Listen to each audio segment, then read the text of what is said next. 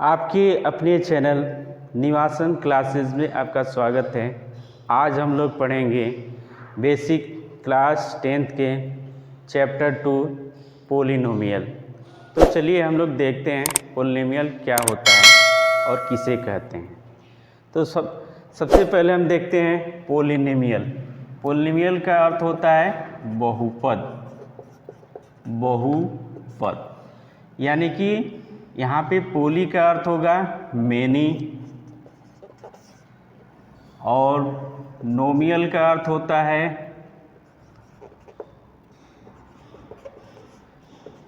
Term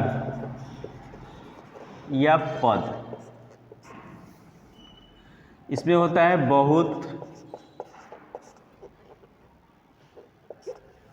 और नोमियल का अर्थ होता है टर्म या पद।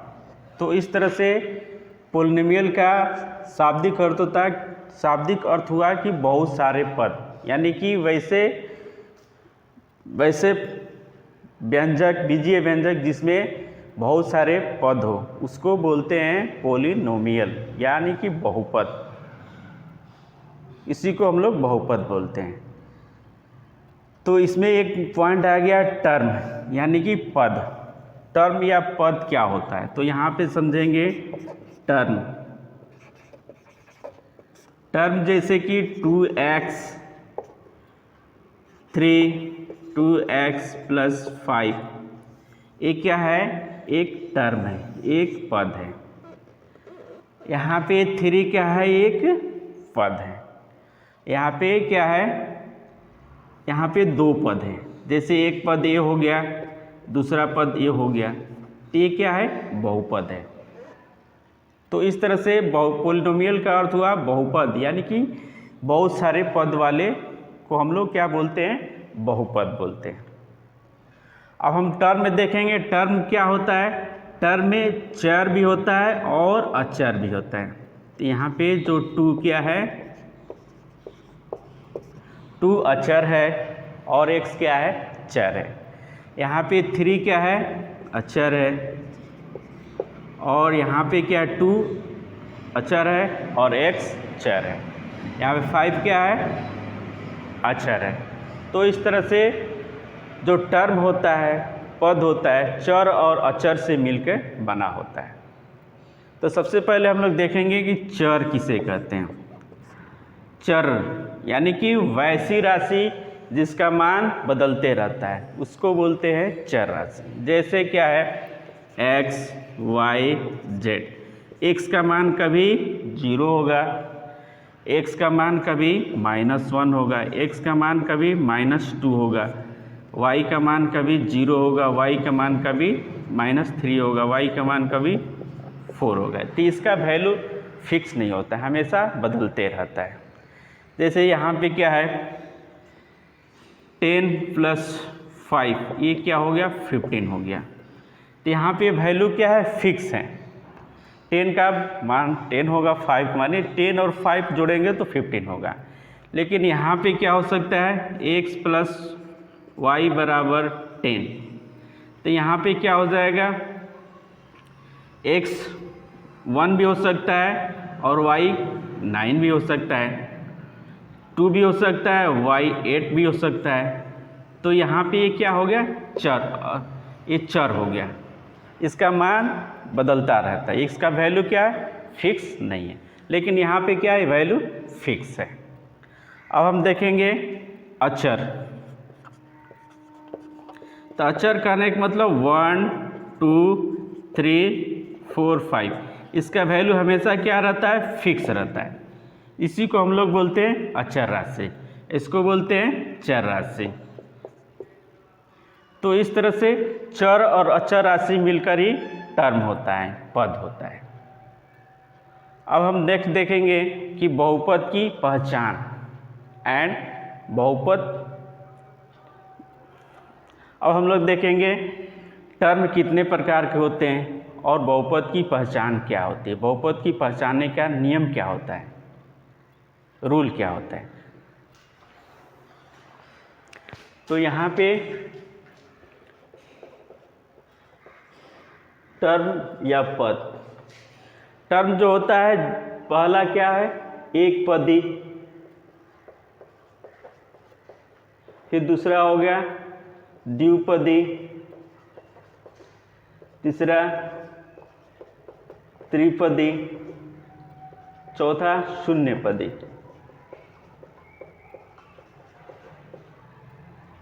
एक टर्म हो जाएगा। जैसे क्या, एक पदी 2x और द्विपदी कहने का मतलब 2x प्लस 3, ये दो पद है, एक ये हो गया एक ये हो गया, इसमें एक ही पद है। त्रिपदी कहने का मतलब 3x plus 3x square plus 5x plus 6, इसमें क्या है, तीन पद है। पहला पद हो गया, ये दूसरा पद हो गया, ये हो गया तीसरा पद, ये तीन पदी हो जाएगा। और एक क्या होगा, शून्य पदी। शून्य पदी कहने के मतलब जैसे 0 × x, ये क्या हो गया, शून्य पदी हो गया। ये पदी, ये जो होते हैं टर्म होते हैं, पद होते हैं। अब हम लोग देखेंगे बहुपद की पहचान की नियम या रूल क्या है। तो फर्स्ट ऑफ ऑल रूल है, चर राशि का घातांक एक धनात्मक पूर्णांक होना चाहिए। जो उसमें चर राशि होता है उसका जो पावर होना चाहिए, क्या होना, पावर होना चाहिए, वह धनात्मक पूर्णांक होना चाहिए। जैसे 2x square plus 2 plus 5x plus 6, इसका पावर क्या है, धनात्मक पूर्णांक है। यहाँ भी पावर क्या है, धनात्मक पूर्णांक है। तो ये कि बहुपद है। और दूसरा उदाहरण लेते हैं, जैसे कि 3x माइनस 5 प्लस 3, ये क्या है, बहुपद नहीं है, क्योंकि इसका घातांक जो है धनात्मक पूर्णांक नहीं है। तो सबसे जरूरी बहुपद की पहचान है कि उसकी घात हमेशा धनात्मक पूर्णांक होता है। अगर धनात्मक पूर्णांक नहीं हुआ तो यह बहुपद नहीं होगा। एक पूर्णांक होना चाहिए, इंटीजर होना चाहिए, धनात्मक पूर्णांक होना चाहिए। जैसे और देखते हैं, अगर ऐसे रहे √x प्लस 5, ये क्या है, ये बहुपद नहीं है, क्योंकि इसका घात क्या है, पूर्णांक नहीं है। इसका घात है x के पावर 1/2 प्लस 5, ये क्या है, इसका घात पूर्णांक नहीं है, तो ये बहुपद नहीं हो। तो पहला नियम है कि चर राशि का जो घातांक होता है वह पूर्णांक होना चाहिए, एक पूर्ण संख्या होना चाहिए, वो भी धनात्मक होना चाहिए, ऋणात्मक नहीं होना चाहिए। और दूसरा है पदों की संख्या सीमित हो। अगर पदों की संख्या सीमित हो तभी बहुपद कहलाएगा। अगर पद की संख्या ज़्यादा बहुत बड़ा हो तो बहुपद नहीं कहलाएगा। जैसे क्या है, अगर 5x के power 6 plus 3x 5 plus 4 plus 3x cube plus 9x square plus 5x plus 6, ये पदों की संख्या क्या है, सीमित नहीं है, बहुत ज़्यादा है, ये बहुपद नहीं कहलाएगा। तो दूसरा नियम हो गया, पदों की संख्या सीमित हो, ज़्यादा ना हो। अगर ज़्यादा रहे तो बहुपद नहीं कहलाएगा। पहला नियम हो गया, चर राशि का घातांक एक धनात्मक पूर्णांक होना चाहिए, यानी कि पूर्ण संख्या होना चाहिए, तभी उसको हम लोग बहुपद कहेंगे। तीसरा नियम है, प्रत्येक पद में चर राशि का गुणांक एक वास्तविक संख्या होना चाहिए।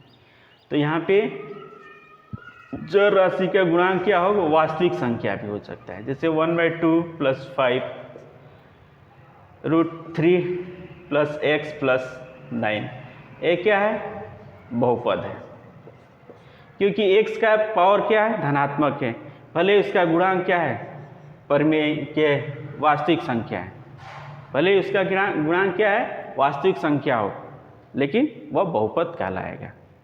अगर इसी को हम अगर ऐसे लिख दें √3x प्लस 9, तो ये बहुपद नहीं कहलाएगा।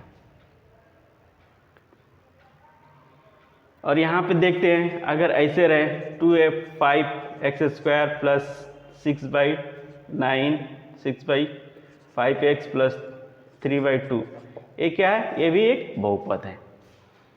तो इसको हम लोग कहेंगे परिमेय संख्या का बहुपद। प्रमेय संख्या का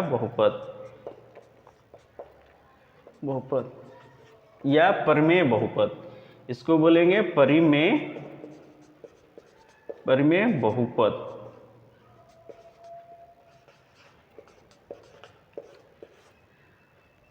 अब हम देखेंगे कि बहुपद को लिखने का तरीका क्या है। बहुपद को लिखने का तरीका है px लिखते हैं, या qx या rx लिखते हैं। rx जैसे px बराबर 2x² + 5x + 6, ये क्या है, बहुपद को लिखने का तरीका है। px से लिखते हैं या qx या rx लिखते हैं, जिसमें px qx क्या है, एक बहुपद को डिनोट करता है। तो बहुपद को लिखने का ये तरीका हो गया। तो इस तरह से बहुपद की देखेंगे स्टैंडर्ड फॉर्म ऑफ पॉलिनोमियल, यानी कि बहुपद का मानक रूप क्या होता है। स्टैंडर्ड फॉर्म रूप क्या होता है, यानी कि बहुपद का मानक रूप किसे कहते हैं, यहाँ पे देखेंगे। तो यहाँ पे जो मानक रूप होता है वह बहुपद के जो चर के घात होते हैं उनको या तो अवरोही क्रम में, डिक्रीजिंग क्रम में लिखे हुए क्रम, या तो उसके जो घात होते हैं उसको या तो डिक्रीजिंग क्रम में लिख दिया जाए या इंक्रीजिंग ऑर्डर में लिखा जाए।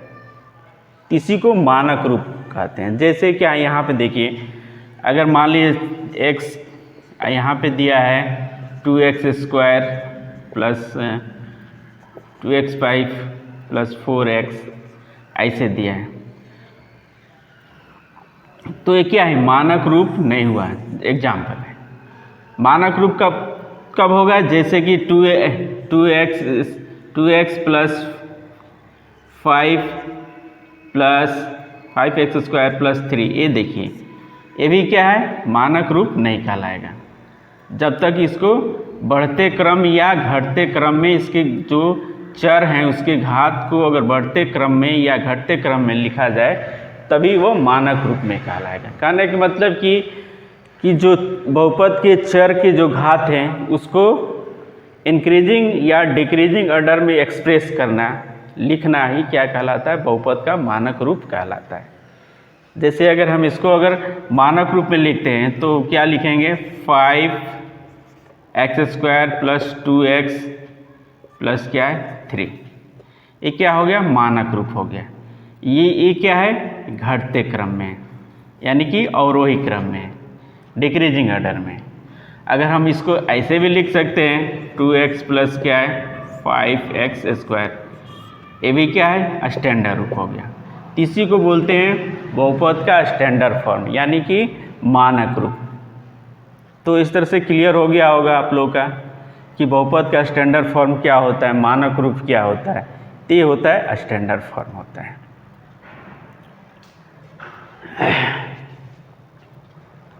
रूप क्या होता है, तो ये होता है स्टैंडर्ड फॉर्म होता है।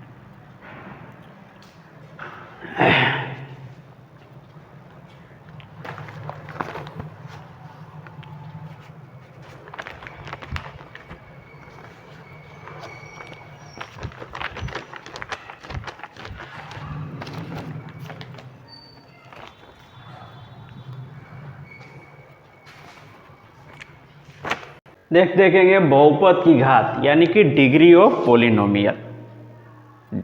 बहुपद की घात क्या होता है या उसकी डिग्री क्या होती है। तो बहुपद की जो घात या डिग्री होती है, तो सबसे बड़ी घात वाले पद की घात को डिग्री कहते हैं। यानी कि बहुपद की जो सबसे बड़ी घात वाला टर्म होता है, पद होता है, उसी के घातांक को हम लोग बहुपद की घात कहते हैं। जैसे देखिए 3x³ + 5x² + 6x + 5x, ये क्या है, एक पॉलिनोमियल है। अगर इसका पूछा जाए कि डिग्री क्या होगा, इसकी घात क्या होगी, तो सबसे बड़ी घात वाला पद हो गया ये हुआ। अब इसी के घातांक, इसका घातांक क्या है 3 है, तो इसकी डिग्री क्या हो जाएगी, डिग्री हो जाएगी 3, यहाँ पे डिग्री हो जाएगी 3। तो इस तरह से बहुपद की घात पता कर लीजिएगा, या आप बहुपद की घात आसानी से आदमी निकाल सकता है कि बहुपद की घात क्या होगा। जैसे यहाँ पे दिया रहेगा 2x plus 2x 5x plus 6x square plus 3x cube plus 9। अब इसकी घात पूछा जाए, इस बहुपद का, इस पोलिनोमियल का घात पूछा जाए तो क्या होगा। तो सबसे पहले देखेंगे कि इस बहुपद में सबसे बड़ी घात वाला पद क्या है।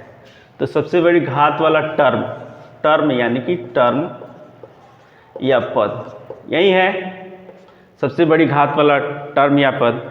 और इसके जो घातांक क्या है, यानी कि चर का पावर क्या है 3 है, तो डिग्री क्या हो जाएगा, यहाँ पे डिग्री हो जाएगा 3। तो इसी को बोलते हैं बहुपद की घात या डिग्री। अब देखेंगे बहुपद के गुणांक या कोफिशिएंट ऑफ पोलिनोमियल। तो सबसे पहले यहाँ देखते हैं ये क्या है, एक पोलिनोमियल है, बहुपद है, इसका गुणांक क्या होगा। तो यहाँ पे एक फर्स्ट टर्म है, यहाँ पे एक सेकेंड टर्म है, यहाँ पे ये थर्ड टर्म है। अगर फर्स्ट टर्म का गुणांक लिया जाए जैसे एक्स स्क्वायर का गुणांक क्या होगा, कोफिशिएंट 1 होगा, क्योंकि एक्स स्क्वायर के साथ किसका मल्टीप्लाई है 1 का है। तो इस तरह से एक्स स्क्वायर का गुणांक क्या हो गया 1 हो गया। इस तरह सेकेंड टर्म का लेंगे 3x का कोफिशिएंट क्या होगा, गुणांक क्या होगा। तो यहाँ पे x का गुणांक क्या है, इसमें x का गुणांक है 3। यहाँ पे थर्ड जो टर्म है 2 का गुणांक क्या होगा, 2 का गुणांक 2 होगा। 2 के साथ किसका गुणांक 2 ही है, सेल्फ के साथ सेल्फ ही है, मतलब 2 ही गुणांक हो गया यहाँ पे।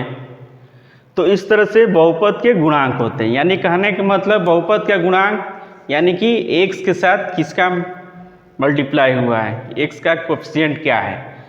जैसे कि यहाँ पे बहुपद है तो x के साथ किसका मल्टीप्लाई है 1 का, तो यहाँ पे एक्स स्क्वायर का कोफिशिएंट कितना हो गया 1 हो गया। फिर से 3x का कोफिशिएंट कितना हो गया 3 हो गया, 2 का 2 ही होगा। तो ये होता है बहुपद का कोफिशिएंट या गुणांक। अब हम लोग देखेंगे टाइप्स ऑफ पोलिनोमियल, यानी कि बहुपद के प्रकार।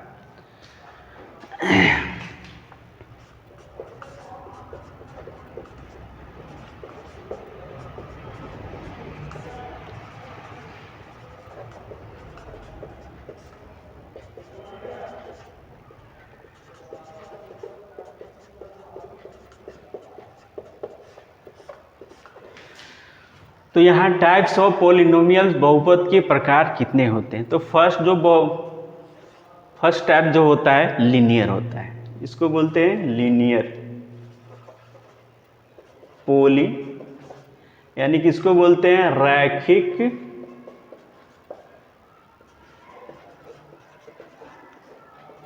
लीनियर होता है, यानी कि इसको बोलते हैं रैखिक बहुपद। जैसे इसका एग्जांपल हो गया 2x + 5, ये क्या है रैखिक बहुपद है, लीनियर पोलिनोमियल। इसको बोलते हैं लीनियर पोलिनोमियल, यानी कि रैखिक बहुपद हो गया। सेकेंड होता है द्विघात बहुपद, जैसे 2x² इसको बोलते हैं क्वाड्रेटिक पोलिनोमियल या द्विघात बहुपद बोलते हैं। जैसे 2x² 3x + 5, ये हो गया क्वाड्रेटिक पोलिनोमियल। अब थर्ड जो होता है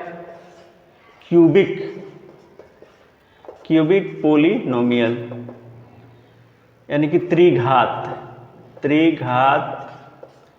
बहुपद। जैसे 3x³ plus 5x² plus 6x plus 9, ये है क्यूबिक पोलिनोमियल यानी कि त्रिघात बहुपद। तो मुख्यतः ये तीन टाइप्स के बहुपद होते हैं। पहला लीनियर पोलिनोमियल रैखिक बहुपद, दूसरा क्वाड्रेटिक पोलिनोमियल यानी कि द्विघात बहुपद, तीसरा क्यूबिक पोलिनोमियल यानी कि त्रिघात बहुपद। तो मोस्टली 3 प्रकार के पोलिनोमियल होते हैं। अब हम देखेंगे बहुपद का शून्य यानी कि जीरो पोलिनोमियल। तो x का वह मान जो px बराबर 0 पे प्राप्त होता है उसी को बोलते हैं बहुपद का शून्य। जैसे देखते हैं x का मान px बराबर 0 पे प्राप्त होता है।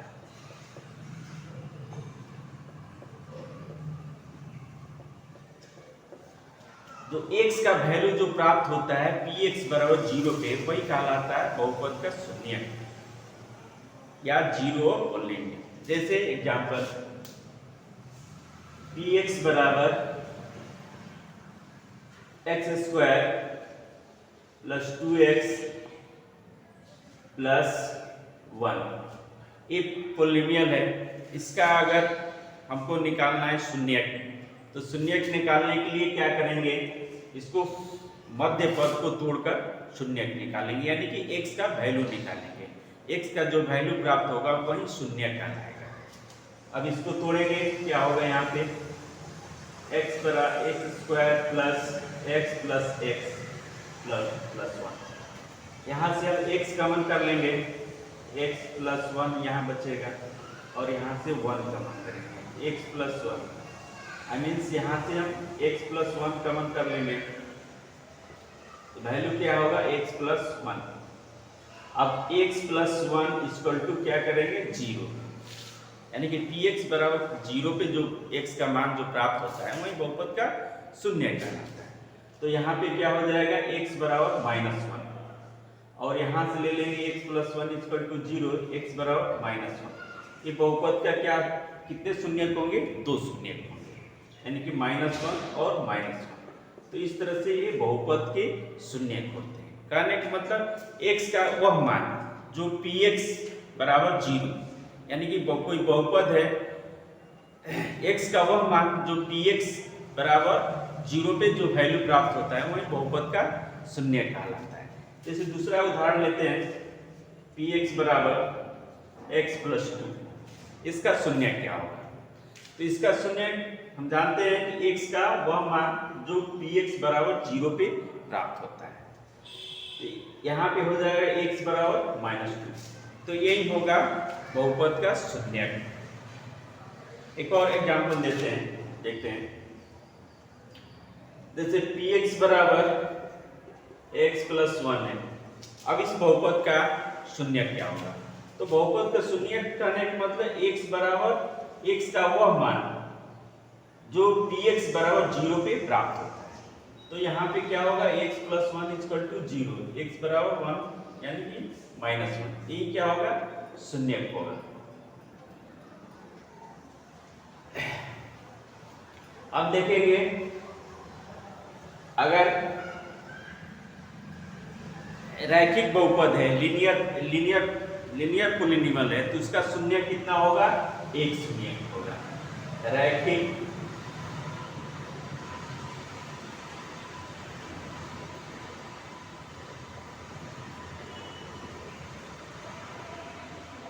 एक होता है,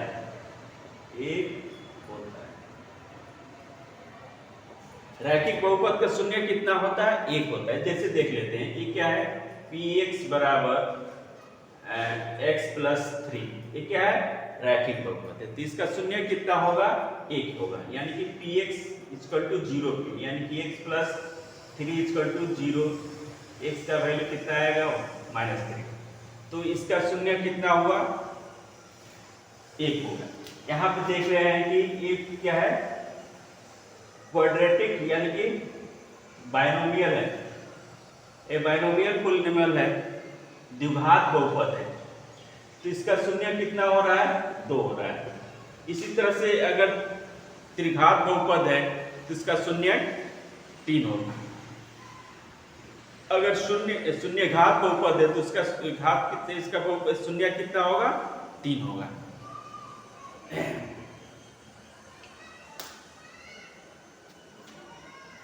अगर यहाँ पे अगर ऐसे देखते हैं px बराबर x square plus 2x plus 1, ये क्या है, द्विघात बहुपद है, तो इसका शून्य कितना होगा, 2 शून्य क्या होगा, x1 और x2, यानी कि -1 और -2, इसका द्विघात, इसका शून्य 2 होगा। इसी तरह से त्रिघात बहुपद रहे, जैसे कोई बहुपद px बराबर x³ plus 2x square plus 3x plus 5, इसका शून्य क्या होगा, x1 x2 और x3, ये 3 शून्य होंगे। अगर रैखिक बहुपद है तो 1 शून्य, द्विघात बहुपद है तो 2 शून्य, त्रिघात बहुपद है तो 3 शून्य होंगे। इस तरह से बहुपद के शून्य होते हैं। अब आगे देखेंगे बहुपद के शून्य का ज्यामितीय अर्थ क्या होता है। तो इस तरह से बहुपद के शून्य, अब हम देखेंगे बहुपद का शून्यकों का ज्यामितीय अर्थ क्या होता है, यानी कि ज्यामितीय रूप में इसका अर्थ क्या होता है। तो ज्यामितीय रूप में बहुपद के शून्य का अर्थ ये होता है कि अगर बहुपद का ग्राफ खींचा जाए तो वो ग्राफ x अक्ष को कितनी जगह पे काटता है, तो वही जितनी जगह पे काटता है वो उतना ही उसका शून्यक होता है।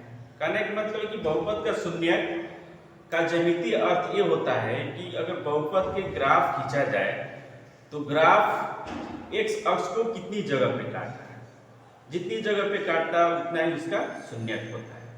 अब देखते हैं यहाँ पे बहुपद का ग्राफ x अक्ष को कितनी जगह पे काटता है उतनी उसकी क्या होगा, शून्यक होगा।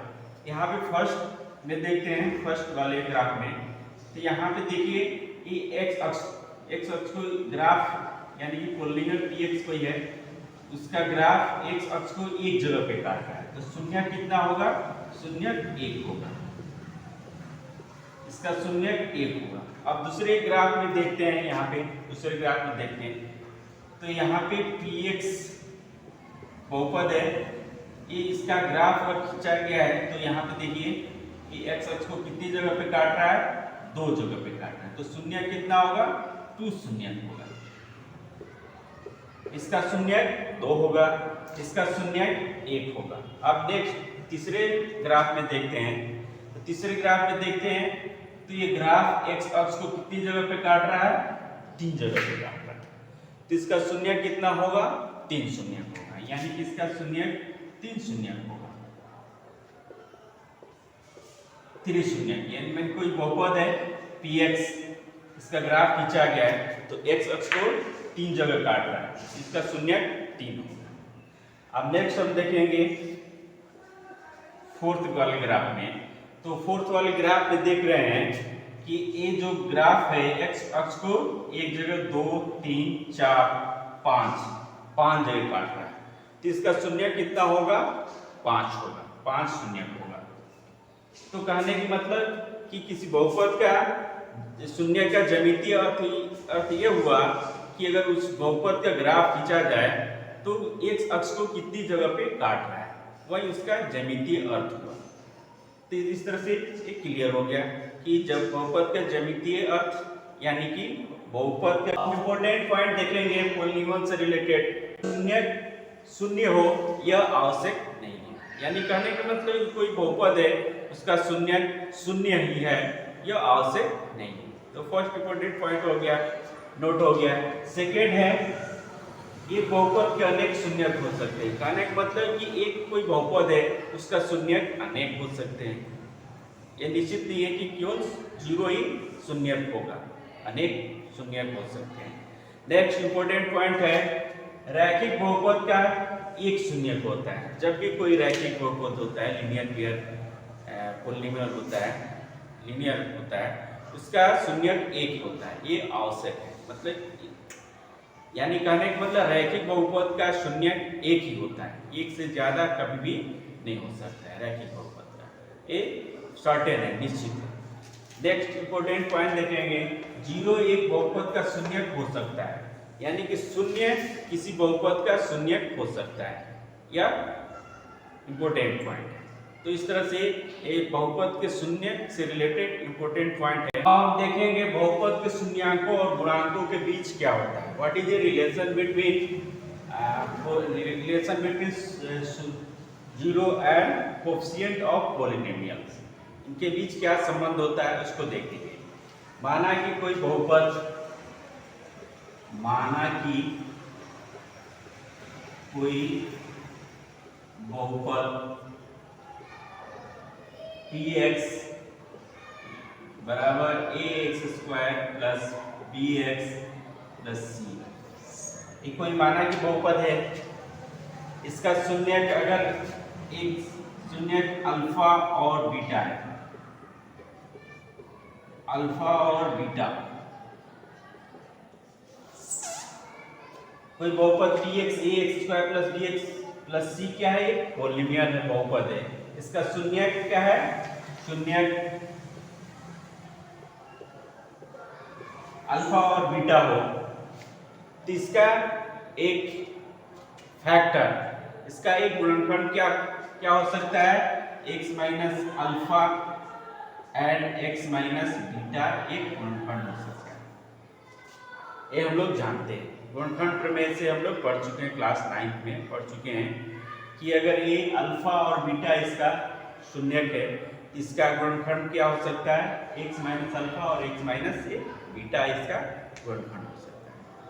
तो हम लोग क्या लिख सकते हैं, x² plus bx plus c बराबर, यहाँ पे k मान लेते हैं, x minus alpha and x minus beta, क्या k कोई क्या है, कांस्टेंट है, नियतांक है, नियतांक है, तो यहाँ पे क्या हो जाएगा, x² plus bx plus c बराबर k, यहाँ पे गुणा करेंगे तो x² प्लस यहाँ पे हो जाएगा x माइनस x बीटा, यहाँ पे करेंगे तो माइनस अल्फा इंटू x, यहाँ पे करेंगे तो अल्फा इंटू बीटा हो जाएगा, x² plus bx plus c equal to k, x², यहाँ पे माइनस अगर x कॉमन कर लेते हैं तो अल्फा प्लस बीटा हो जाएगा, और ये हो जाएगा अल्फा इंटू बीटा। यहाँ पे क्या करेंगे, x² plus bx plus c बराबर kx² plus k minus kx into alpha plus beta plus k alpha into beta. अब क्या करेंगे, दोनों तरफ के पदों की तुलना करने में, दोनों तरफ की पदों की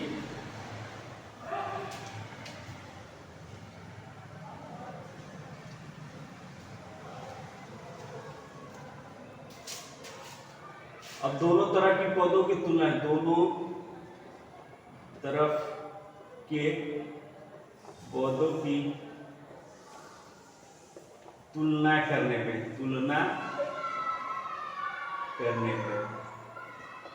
तुलना करने पे क्या होगा, यानी कि kx² बराबर ax²,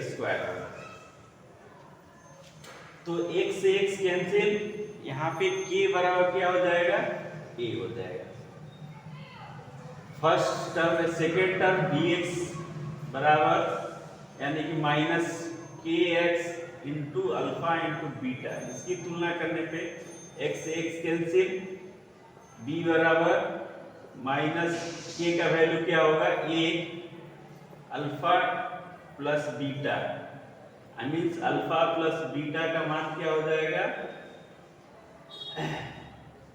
b by minus a, यानी अल्फा प्लस बीटा का मान क्या होगा, माइनस b बाई a, क्योंकि माइनस ऊपर चला जाता है।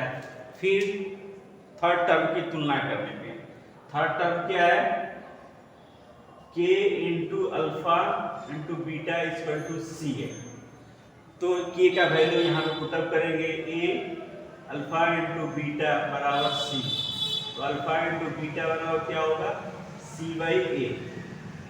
तो इस तरह से देख रहे हैं हम माने हैं कि अल्फा और बीटा क्या है, शून्यक है। तो यहाँ पे देख रहे हैं कि शून्यकों का योगफल क्या हो रहा है, माइनस बी बाई ए हो रहा है, और शून्यकों का गुणनफल क्या हो रहा है, सी बाई ए हो रहा है। कहने का मतलब शून्यकों का योगफल